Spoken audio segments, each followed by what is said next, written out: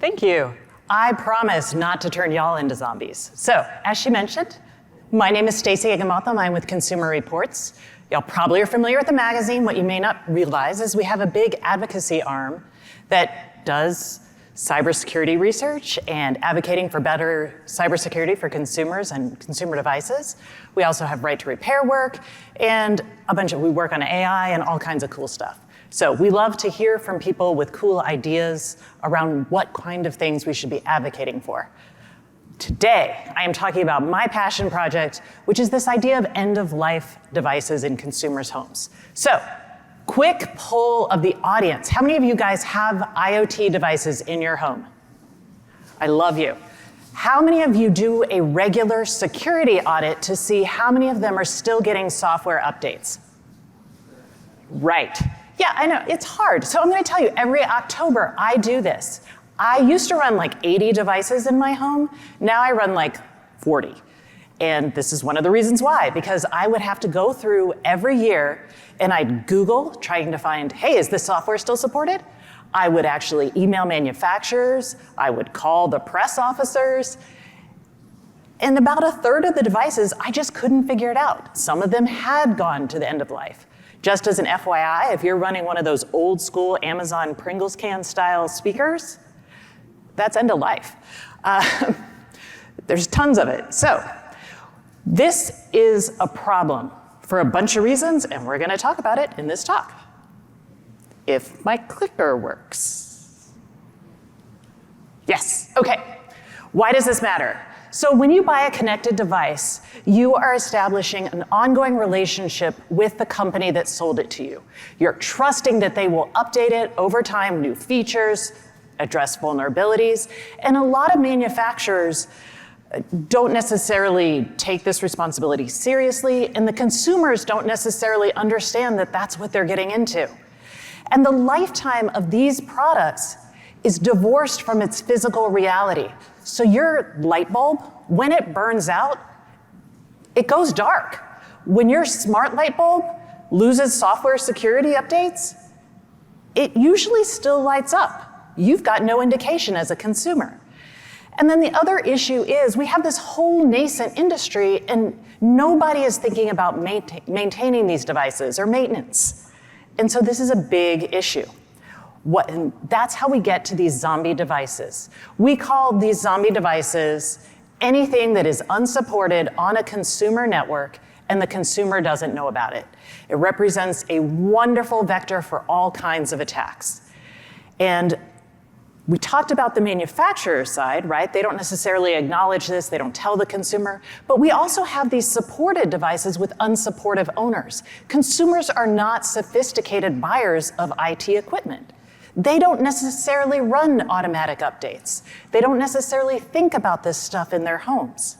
And so what we need are policies and a new way of thinking about building these products that helps establish kind of a herd immunity. Because we're all pretty familiar with this idea that in cybersecurity, your attacks are gonna come from your weakest links. And right now, the many unsupported consumer devices are a pretty weak link.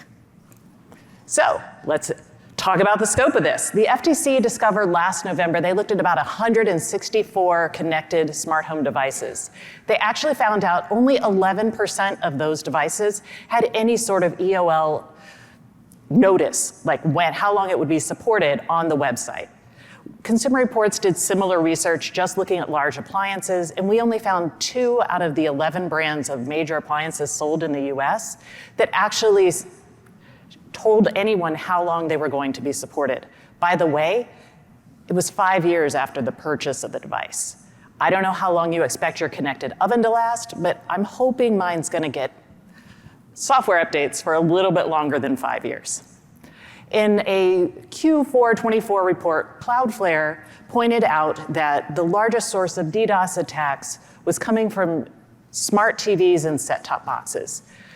The assumption here is that many of these were end of life or had an unsupportive owner or manufacturer. And then end-of-life routers are a common vector for Volt Typhoon style attacks. Actually, end-of-life routers were a vector for the Volt Typhoon style attacks. These are an advanced persistent threat from China, where these contractors would get on these devices and use them to host malware. Okay, so we're gonna explain why this is such a big problem. I just did that. We're gonna show how ill-prepared consumers are. We've actually done research on this.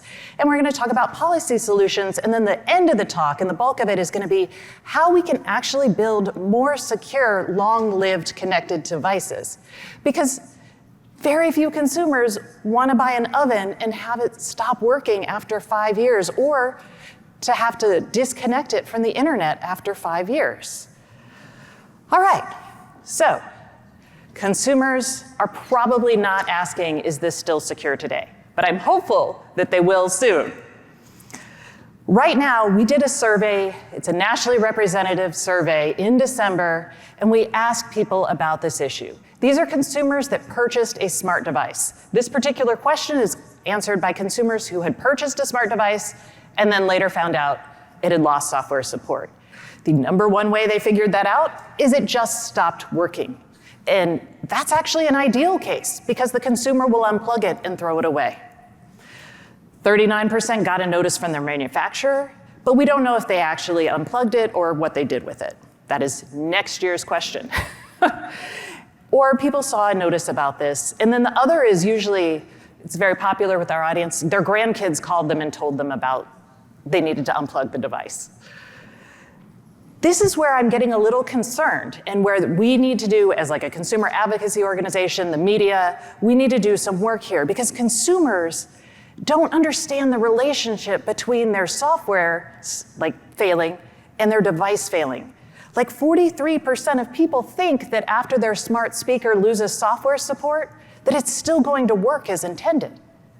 This is probably not the case, and they don't know that yet. So we want to start talking about what it means when these things fail.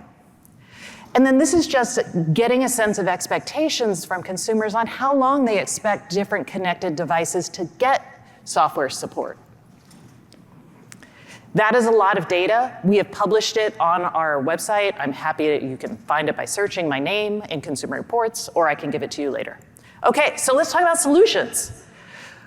We actually are introducing, or have introduced, and hope to get legislators to introduce model legislation to support telling consumers about how long their devices will last. This is something we're bringing to various states. It's going to require companies to put on their packaging at the point of sale and on a product website a minimum guaranteed support update. And that is, I used to tell people it's like an expiration date for their devices, but it's actually more complicated than that because we want to give manufacturers the ability to extend that date. So maybe I'm buying a smart TV today and I'll see that it's supported until 2030. That's awesome, but maybe they sell a lot of those TVs. And maybe Samsung's like, oh, well, this is great. Let's support it till 2035. I want them to be able to do that. But I do want consumers to be able to look at a television and say, wow, this is guaranteed for only 5 years. What does that mean? Do I still want to buy that? What about this TV? This legislation would require manufacturers just to list that. It also requires proactive notification because today, nobody knows, right? You would have to send someone an email, you would have to send out a press release, and you would have to update it on the product website. It also applies to ISPs because they sell a lot of, they don't sell, they rent out a lot of equipment, routers, set-top boxes that are high-value targets if they are end of life. The US Cyber Trust Mark is actually coming probably next year, and as part of that, there is a requirement to get the mark that says your device is secure or securable, that you would actually have a minimum supported time frame on the package. And you can scan that QR code that would be as part of the trust mark, and you would be able to see how long it would last. Currently, that could be 0 and you can still get the mark. So it's not like awesome. We're working on it. Okay. Consumer education is essential. That's my job. That is the media's job. If you guys want to do cool research on how to talk to consumers about end of life, I would love for that to be someone else's job. And we fundamentally believe that longevity and support should be a market differentiator. So let's talk about longevity.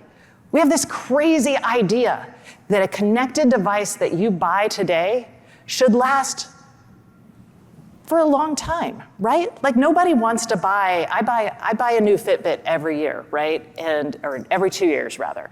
And that's I don't love that about this, right? I buy a Peloton, I expect it to last for really as long as it can, as long as I can keep pedaling this, right? But that's not realistic the way we design connected products today.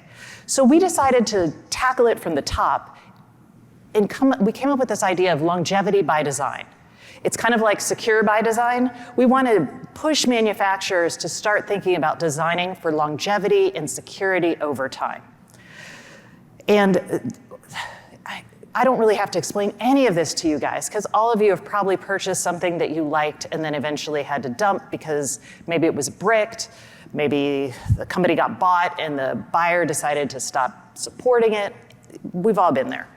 So what does this look like? We tackled it in 3 ways. I'm going to focus on the first 3 mostly.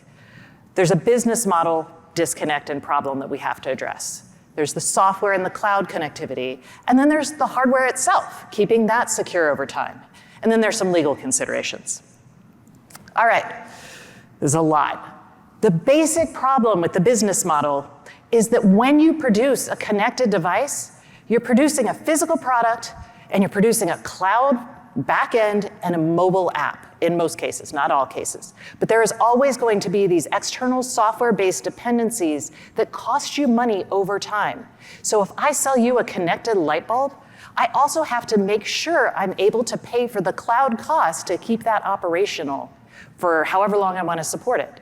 Today, that doesn't happen. I can tell you so many companies build these devices without thinking ahead and saying, oh my gosh, do I have $1 a year for everybody who buys this device to give to AWS? The answer is sometimes no. So that's why that minimum supported time frame is so important and why we think it's something that should be disclosed, not just for consumer transparency, but to establish a business model. And we call this the digital bill of materials, the digital BOM. And what I want you to think about when you're building these things is the upfront, non-recurring engineering costs for the product.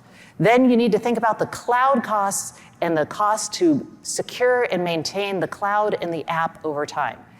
That digital BOM is something you need to allocate then for however long you plan to support the product. Is it 2 years? And does it cost you $2 a year to maintain one connected television?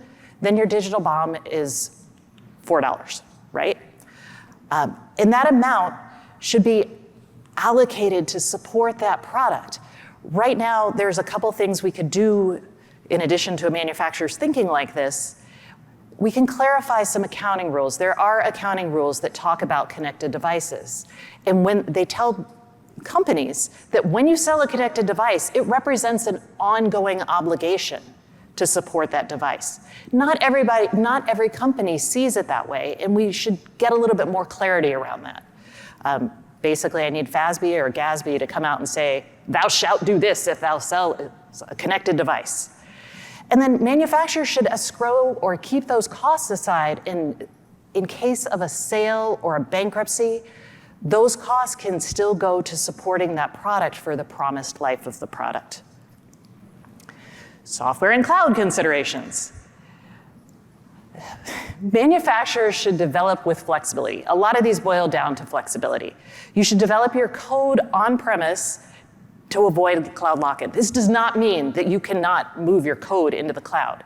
And I understand the flexibility constraints that we're talking about here. But we do need to think like this. And we want them to be able to switch cloud providers because a lot of times one of the big gating factors to supporting a device after acquisition is actually, oh, they're over here, all of our stuff is over there, I don't want to move it, let's just shut it down. It's just easier. And it is for them.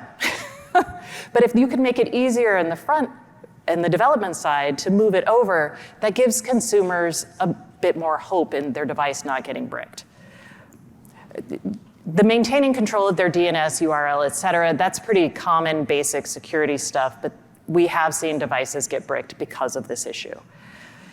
And then I can't expect a company to support an old device that they, 7 years for a light bulb is a really long time, especially if you're on your next generation of light bulbs, right?